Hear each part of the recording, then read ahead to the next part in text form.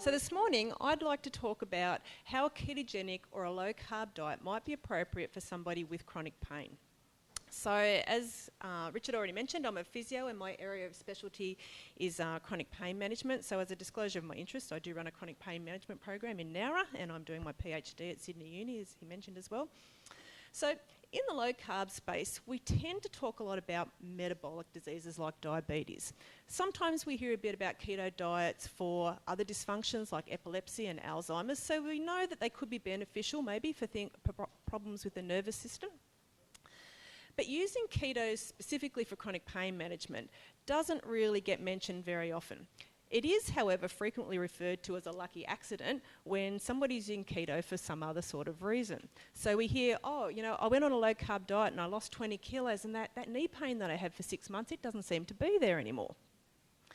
Now, nutrition is not on the radar of the neuroscience crowd. So I sit at the pain conferences and I listen to the latest research about how we might target some particular inflammatory molecule, obviously with a drug, or how we might use some new technique like transcranial stimulation to try and modulate how the brain is causing the nerves to fire that are related to chronic pain perception. And I want to put my hand up and say, hang on guys, have you actually thought about using a ketogenic diet? Because a lot of the things that you're trying to target, that's what a keto diet does.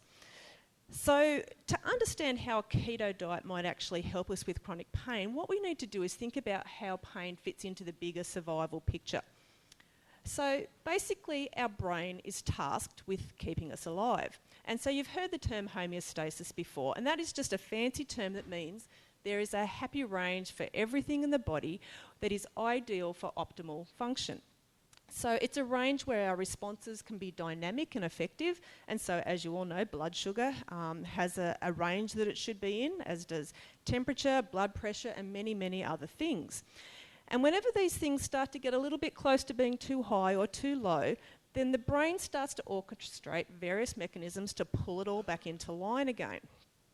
Now, such as insulin rising to pull blood sugar levels back down.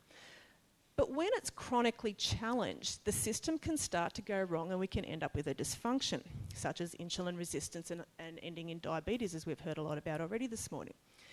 Now, the nervous system excitability is also homeostatically controlled, and if something chronically challenges this, ultimately things can go wrong.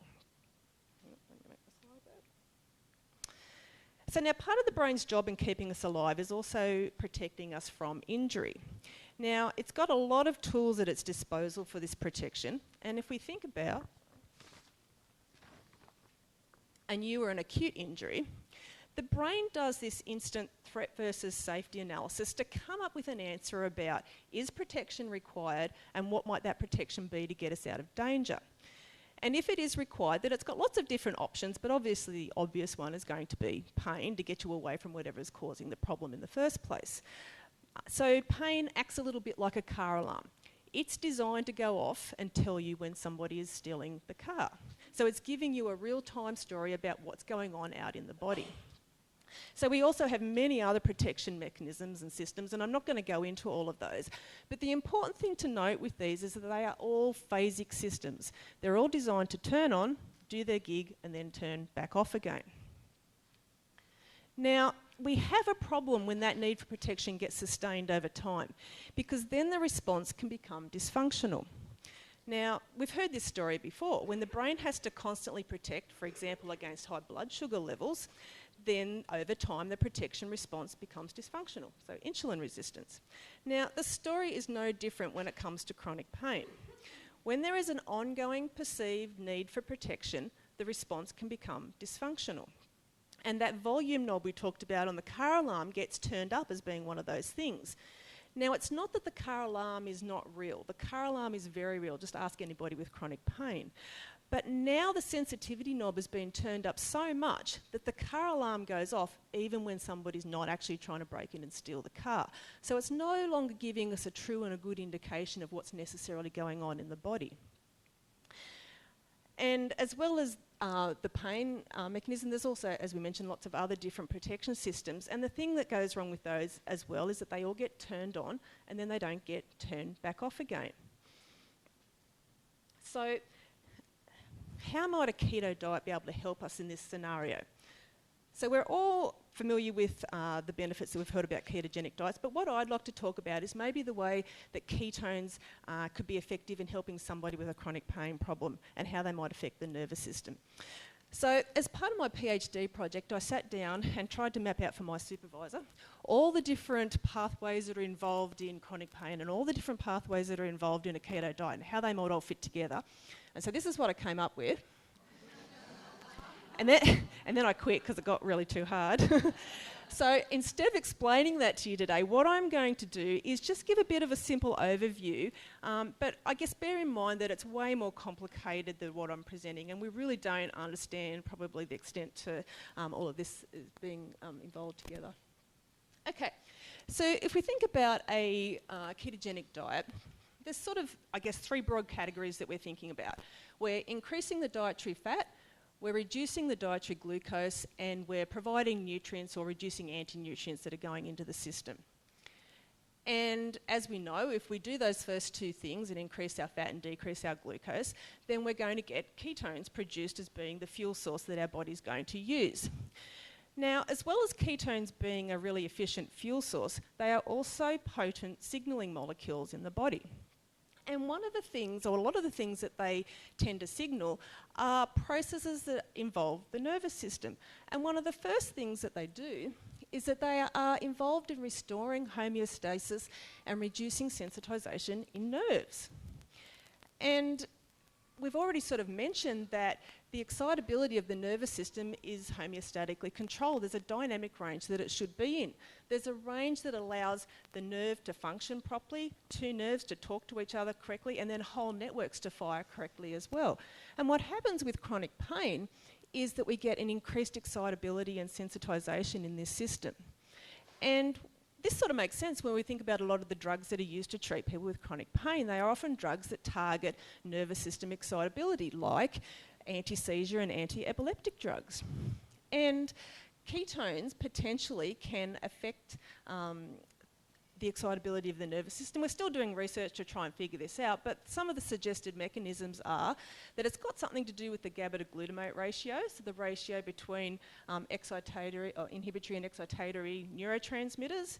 It's probably got something to do with the amount of adenosine that's available, because adenosine is also a homeostatic regulator of the excitability within the neuron itself. And ketones also modulate the receptors and the ion channels that are located in the membrane of the nerve. And so when they get modulated or they get turned on and off, they seem to do a lot to do with things like redox balance, immune system, and sympathetic nervous system regulation. All things which are problematic with somebody with a chronic pain problem. And so rather than getting too bogged down in the details, if we stand back and have a look at the bigger picture, basically we're saying that ketones seem to be both neuromodulatory and neuroprotective. So the next thing that ketones seem to signal in relation to is inflammation. And again, we've heard about that from a general perspective with diabetes and things, but also it's related to neuroinflammation or inflammation within the nerve. And chronic pain has got something to do with a raised level of metaflammation within the system and a raised level of inflammation within the nervous system. Again, we know that anti-inflammatories are commonly used to treat chronic pain. And one of the problems with chronic pain is that our nociceptors, or the sensory nerves that feed back that danger information to the brain about what's going on out in the body, they are particularly interested in chemical. And so if we've got a raised level of chemical or inflammation in the body, then those nerves that are already sensitised are going to be sending more danger information back to the brain about what's going on and helping to make that chronic pain situation persist. And there's lots of different reasons why the inflammatory load might increase in the body, and I'm not going to go through all of those. But again, the take-home message is that ketones seem to be anti-inflammatory by blocking what we call the NLRP3 inflammasome. So that is one of the upstream inflammatory molecules from which all the other downstream, there's lots of other inflammatory molecules that get formed from that one. So instead of like the drugs that try and target one of those end products, we're actually blocking the system further back upstream to help with the inflammatory load overall. We also know that ketones signal in relation to mitochondrial function, and so that changes the oxidative stress levels. We've also talked about ketones being efficient ATP sources or fuel sources, but this is really important in the context of chronic pain, because if you think about a nervous system that's sensitised and upregulated, by default, it has to be requiring more energy to do what it's doing. So it requires more ATP. And so if we're using a ketogenic diet that's providing a better source of ATP and a cleaner source, then we're helping to address one of the problems that's going on with chronic pain. And by using ketones for energy, we're sparing glucose, because there are pathways within the nervous system that do use glucose, usually related to antioxidant defense, so producing things like glutathione. So if we're not using the glucose for fuel, we're saving it for doing other tasks that are helping us to balance that oxidative stress. And ketones also turn genes on and off. They are epigenetic regulators, and most of the things that relates to are inflammatory pathways as well. So they're turning off the genes that are related to inflammation. So as well as having ketones in the system, we're also reducing the blood glucose, obviously. And blood glucose levels also have direct impacts onto nerves and nervous system function. We know that if you've got a higher blood glucose level, it disrupts the mitochondria in the neuron and causes them to be less efficient in their working. It also, if we can reduce the blood glucose level, we reduce the activation of the microglia. So the microglia are other cells within the nervous system that have an immune role. So they're related to inflammation, anti-inflammation balance. And so if we can turn them off, again, we're helping to deal with the inflammatory processes that are going on. There also seems to be evidence that pain thresholds are related to glucose levels, and if we can reduce the blood glucose levels, it actually helps to improve our pain threshold. And obviously with less glucose in the system, there's going to be less glycation of proteins. So we're all familiar with HbA1c and how glucose attaches to the hemoglobin molecule. But there's proteins within the nervous system as well. So glucose is going to attach to those. And if you think about what some of the end problems are for people with diabetes, what are they? Peripheral neuropathy. So we know that having higher glucose loading does something to the proteins potentially in the nervous system to make them not work quite so well. And there's also research out there showing that metformin can help to attenuate neuroinflammation. So again, changing blood glucose levels does something to the amount of inflammation within the nervous system. And then the last part of this story is the fact that if we're using a well-formulated ketogenic diet, we're also making sure that we're putting the right nutrients in and hopefully not putting the wrong ones in that are going to improve the balance of inflammation and stuff as well. So not only will we be providing the substrate for a dynamic and a responsive metabolism, we're also giving the building blocks that the nervous system is going to need to recover. So if we want our car alarm to be desensitised and turned back down again, you've got to give it the right things to do that recovery process. So we've got to make sure we're putting the good stuff in that Jess was talking about, and we're not putting things in that are providing oxidative stress or likely to increase the inflammation.